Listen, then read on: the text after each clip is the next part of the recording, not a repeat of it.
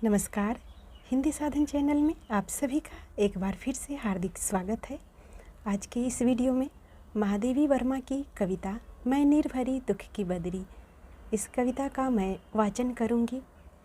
कविता का वाचन छोटे छोटे पार्ट में मैं करूंगी। उसके बाद अर्थ को देखेंगे, अर्थ के बाद व्याख्या करेंगे। तो हर पार्ट के अर्थ और व्याख्या को देखते हुए हम आगे बढ़ेंगे।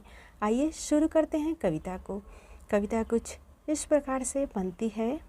मैं निर्भरी दुख की बदरी, स्पंदन में चिर निष्पंद बसा, कंद्रन में आहत विश्व हंसा, नैनों में दीपक से जलती, पलकों में निर्झरनी मचलती। अर्थ कुछ इस प्रकार से है। कवयित्री कहती है कि कंपन में ही चिर शांति निवास करती है। रुदन के बाद ही दुखी मन प्रसन्नता महसूस करता है। आँखों में दीपक के समान वेदना की भावना ज्वलित रहती है, जिस कारण से आंसू झरना के समान गिरते रहते हैं। कवयित्री के कहने का भाव है कि वियोग की दशा में मानसिक व्यथा आंसू बनकर जब गिर जाती है तो मन में एक विशेष शांति महसूस होती है। अब व्याख्या को हम देखेंगे। व्याख्या कुछ इस प्रकार से है कि कवयित्री जो है वो वेदना की गायिका है और गायिका का मानना है कि अभाव से उत्पन्न दुख अति प्रिय होता है, क्योंकि इससे प्रेमी के प्रति प्रेम दृढ़ होता है। विरही अपनी वेदना रूपी आंसू से प्रेम रूपी वेली को सींचती रहती है, जिससे प्रेमी की याद दीपक के समान आँखों में जलती रहती है। साथ ही आंसू के गिरने से मन हल्का हो जाता है और कवयित्री अपने अंदर एक अलौकिक शांति का अनुभव करती है। इसीलिए कवयित्री अपने को बदली कहकर यह स्पष्ट करना चाहती है कि बदली जल बरसाकर रिक्त हो जाती है और कवयित्री आंसू बहाकर शून्यता की स्थिति प्राप्त करना चाहती है। अगला जो पंक्ति है वो इस प्रकार से है। मेरा पग पग संगीत भरा, श्वासों में स्वप्न पराग झरा, नभ के नव रंग बुनते दुकुल, छाया में मलय ब्यार पली।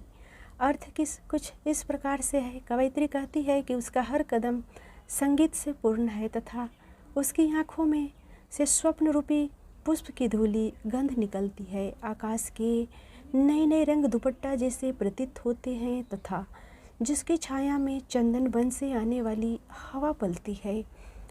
अर्थ कुछ इस प्रकार से है। कवयित्री का कहना है कि वेदना की इस दशा में उसके हर कदम संगीतमय हो गए हैं।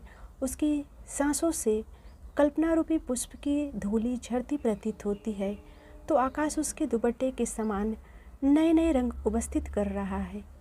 कवयित्री के कहने का भाव यह है कि वह अपने प्रियतम से मिलने के लिए इस प्रकार सज धज कर जाना चाहती है कि उसका प्रियतम सहजता के साथ उसे स्वीकार कर ले। इस प्रकार मिलन की व्यग्रता के कारण कवयित्री के मन में तरह तरह के भाव जागृत होते हैं। आइए कविता की अगली पंक्ति को देखते हैं।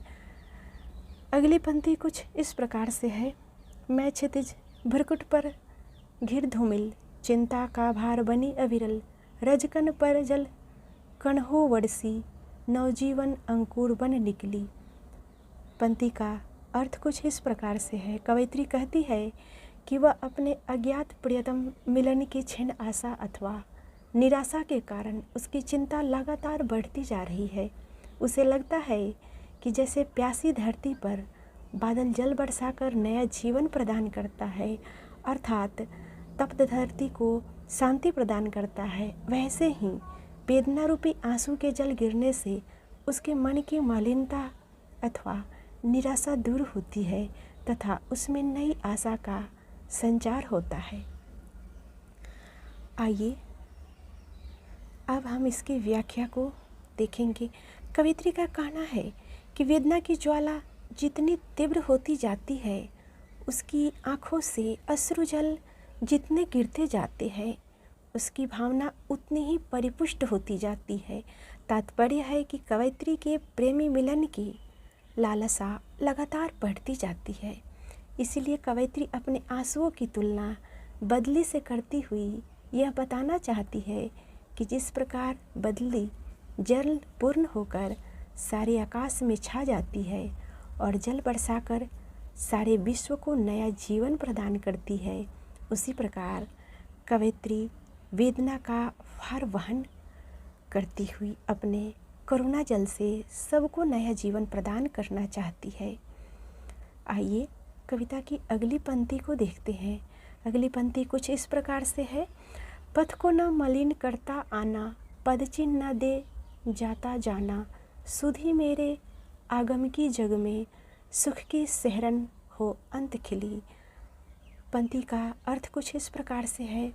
कवयित्री अपने अज्ञात प्रियतम से आग्रह करती है कि वह इस प्रकार आए कि आने वाला पथ न तो मलिन हो और न कोई पदचिन्ह ही शेष रह जाए, बल्कि वह इस प्रकार आए कि मात्र सुख या आनंद का ही अनुभव हो।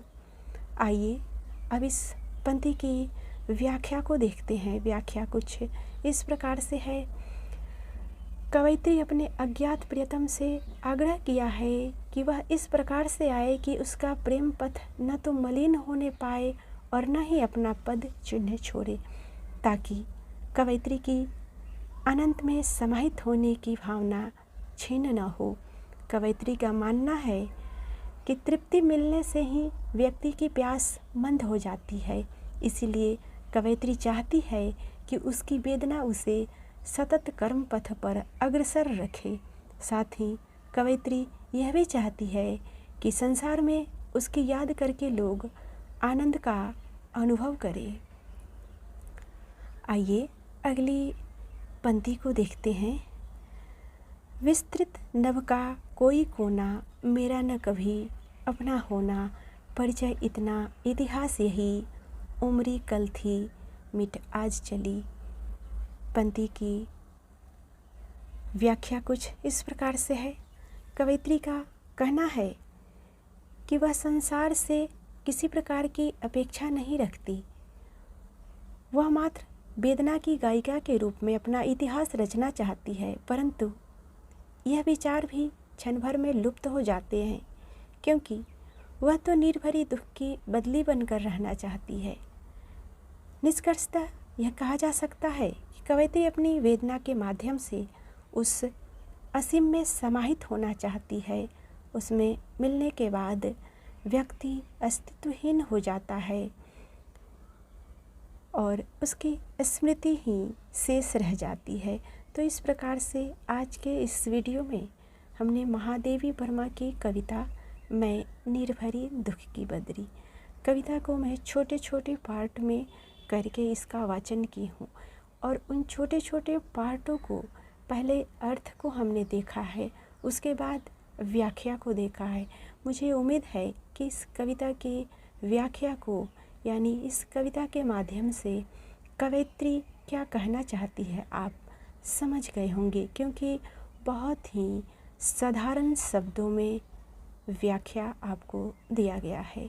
तो यह वीडियो आपको कैसा लगा हमें कमेंट के माध्यम से अवश्य ही बताएं, और अभी तक अगर आपने हिंदी साधन चैनल को सब्सक्राइब नहीं किया है तो इसे अवश्य ही सब्सक्राइब कर ले।